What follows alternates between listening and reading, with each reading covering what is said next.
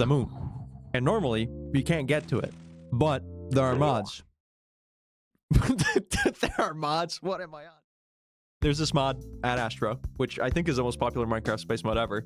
And with it, going to the moon becomes actually fairly simple. So I thought, you know, might be a fun thing to try to speedrun. And so that's what I'm going to be doing today. Before you get into my speedrunning attempts, I wanted to quickly explain what you need to do to get to the moon.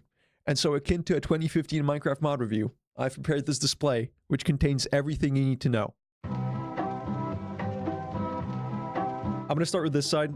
These are all the materials you're going to need to make, you know, the rocket, the spacesuit, and all the other shit that I'm going to talk about later. You're going to need about 3.5 stacks of iron, about 3.5 stacks of coal, 6 pieces of sand, which you need for just a single glass pane for the spacesuit helmet, 5 pieces of wool, 15 redstone dust, 3 buckets of oil, which you can get from these like fountains that generate around oceans, 6 copper ingots, and then just some wood and cobble. And that's it. That's all you need to get to the moon. But how? How do you do that? How do you turn all this into, you know, space travel? Well, first of all, you're going to need a coal generator so you can power everything.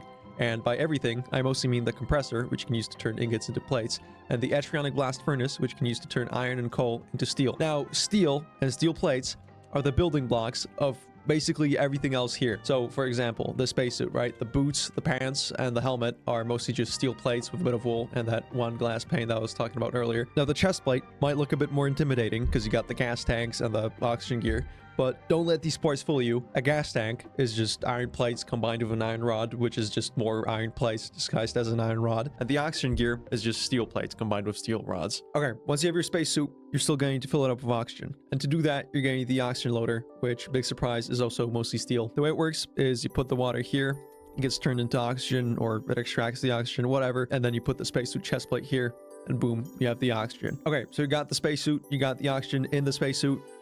You need the rocket now. To make the rocket, you're going to make the NASA workbench, which is also mostly steel and a bit of redstone and wood.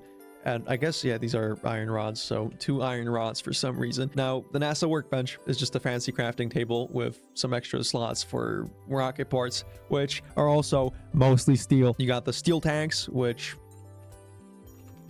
you know, steel. You got the steel engine, as the name suggests, steel. The fan, steel. The engine frame, steel. You get the point. It's mostly steel. You craft your rocket, you grab your rocket, you place it on the launch pad, which is also made out of steel.